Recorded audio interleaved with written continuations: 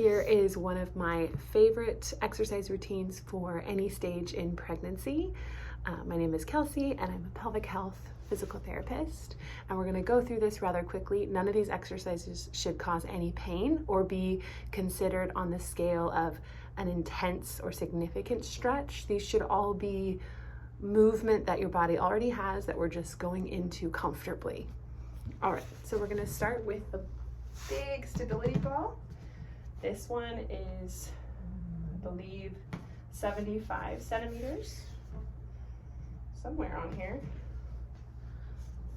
I think it's faded away. There it is, 75 centimeters.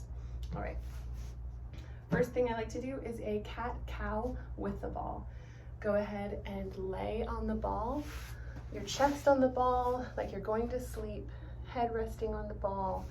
This is your opportunity to relax your abdominal muscles fully. Let your belly fall to the floor, and I want you to develop a nice curve in your back, a relaxed curve, not a forced curve. Allow your belly to fall to the floor. The hip distance is whatever is comfortable and stable for you. Relax your face, your shoulders, your abdomen, your low back. Give all of those supporting ligaments throughout your pregnancy a nice break. If it feels comfortable for you, go ahead and get into a little bit of a flow. So you're going to round and tuck your tailbone under, and you're going to relax back into that curve.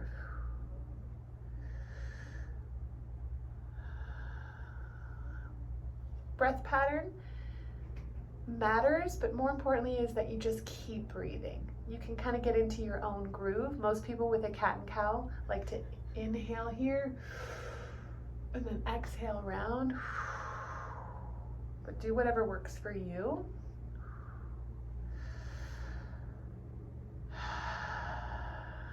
And now we're going to add in some rocking. So you might like a little bit of a forward and backwards rock to this. You may even prefer a little side to side movement. The trick here is to not move side to side with the ball, but just side to side from your hips. It's a gentle stretch, not forced, no pinching in the groin. This is a great opportunity to do some circles of your pelvis, tucking and rounding if that feels comfortable.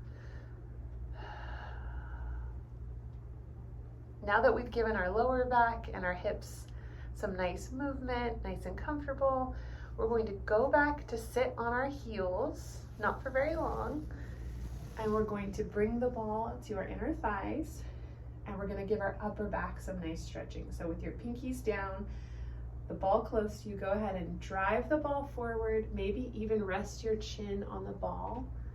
And give yourself room for your belly and relax your upper back and shoulders. Again, there shouldn't be any pinching. If there is, you can change the position. Go ahead and relax your shoulder blades. Take a deep breath through your side rib cage. Really feel the rib cage expanding. We're trying to make a lot of room for our lungs in pregnancy since there's not much room towards the end. We're going to capture all of that range of motion. Sinking and melting into the floor on every exhale.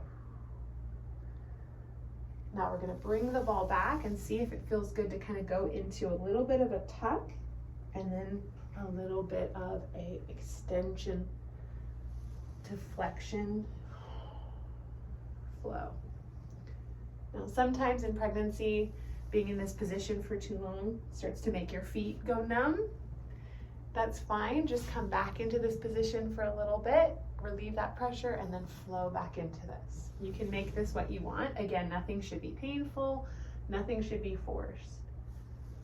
Let's add a side bend stretch by actually creating a fist on top of the ball, and let's keep our hips on top of our heels, but we're gonna drive the ball forward and to the left, and you wanna feel a stretch all throughout the side body here. Taking a deep breath through your rib cage.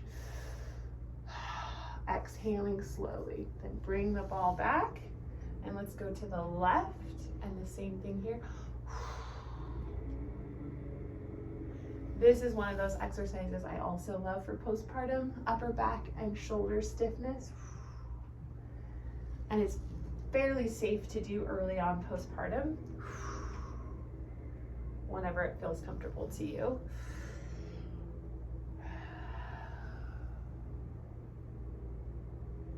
Now my feet are getting numb because I'm in my 3rd trimester, not really, but we're gonna go ahead and go back onto this ball and go into some nice rocking again, taking all the breaks as needed. Now, this part may not be comfortable in your pregnancy. You can just skip ahead a little bit, but if it's comfortable for you, we're going to use the ball for some assisted stretching of our hips, keeping the ball touching the back thigh, and then we're gonna move the foot to the side. Doesn't matter wherever is comfortable. And we're going to just kind of go into a nice rocking back and forward. You can even rest your pelvis all the way into that ball and just hang out here for a little bit if that feels good, or just go into a nice flow. One thing I'm doing is extending this front leg, and so I do feel a nice stretch on my hamstring. And then as I come forward, I feel a nice stretch in the front of my hip. Back and forward. If it feels good to you, this is where you can go on your elbows and actually kind of drive the knee forward and back a little deeper, and let's relax into that position. Sometimes this just doesn't feel good for your pelvis in pregnancy to go this intense, but I always encourage to just find the area where it feels comfortable and still do that so we don't lose that nice movement. And we just use the ball for so much stability in pregnancy. Good. Let's switch sides, same thing. You'll see it now, front leg, ball's touching the back thigh, and I'm just gonna rock forward and back very gently, getting a nice stretch on the hamstrings as I bow slightly. And then I come forward and back, forward, and you can stay here for much longer. I'm just kind of showing you the movements. Like I said, you can maybe move the hip a little bit, come on the elbows, and get a little bit of this nice rocking motion. Always returning back to the breath. And really thinking very melty and stable, but melty and relaxed. Now we're going to transition to a bit more of muscle activation. So it's really important in pregnancy to focus on comfortable movement, but also work on stability because our body is changing every day. So the center of stability throughout pregnancy is going to be your pelvic floor, your lower abdominals, and for functionality, a lot of your movements require good control of your glutes, since that's a big powerhouse muscle for the body. So we're going to focus on those. We're going to go back into our happy position on the ball. And what we're going to do here, we're not going to do a cat-cow. We're going to just find a neutral position. So find your happy neutral. My neutral is a little bit of a curve. That's fine. And in this position, we're actually going to see if we can do some Kegel exercises, which is just a contraction of your pelvic floor and then a release. So if it works for you, you could think about holding your anus tight, like you're trying to keep from passing gas in public, and then releasing the anus. The trick is that that squeeze of the anus does not involve clenching of the buttocks or rounding of the back. We're keeping those muscles quiet and we're focusing on only the perineum, so squeezing the anus and then releasing fully. Or we could think about a blueberry at the lips of the labia, and we're going to squeeze the blueberry inside our vagina all the way up into our abdomen and then releasing. We're still not tucking the pelvis to achieve this contraction though. We're squeezing the muscles all by themselves, then releasing. This is a critical skill in pregnancy and postpartum that can help our recovery and also stabilize your pelvis if you're struggling with pelvic girdle pain, SI pain, or pubic symphysis pain. your pelvic floor muscles can be a great way to find some structural stability with your movements. But everybody's different. Certain muscle groups will be more impactful for you than someone else. That's why you just kind of go through the menu and see what works for you and pick out your favorites. You don't have to do it all. Now we're going to see if you can actually combine this. If you can't, it's okay. But we're going to combine this with a Kegel and a tightening of your lower abdomen. So in pregnancy, it's going to be really dramatic. You're going to bring your baby towards your spine and then release it. The trick is we're going to do that without rounding the spine. So the spine stays still. It's a release and a pulling of that belly from here. Medium effort. Let's see if you can challenge yourself and combine it with a squeeze of the pelvic floor. Feel everything nice and hugged, and then release it all down. Now, with my patients, typically what helps is to do this on an exhalation. The only reason for that is that it kind of follows the natural pattern of our body. It also protects against accidentally doing this, like you're sucking in your gut. So if that works for you, go ahead and inhale, relax. Slow exhale, Kegel, and hug that baby towards your spine. Should feel like a nice seatbelt tightening, and then release. Good. Now, if it's hard to feel this, my next favorite exercise is to come into that high kneeling or kneeling position first with the arms straight on the ball. And now do the same thing I just coached you in. You're gonna Kegel, so squeeze the pelvic floor by itself, and you're going to hug that belly towards your spine, feeling that lower abdomen tension, just gentle. And let's do it on the exhale here. So relax, allow your belly to just flop forward. And exhale, activate. And it may help you to take fingertip pressure with straight arms as you do this, down into the ball, like a lat pull down. Go ahead and push down. And for some people, that really helps them feel that challenge, which helps you connect to these muscles.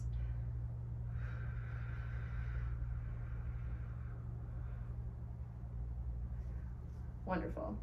The next piece we're going to work on is really simple. It's just glute activation.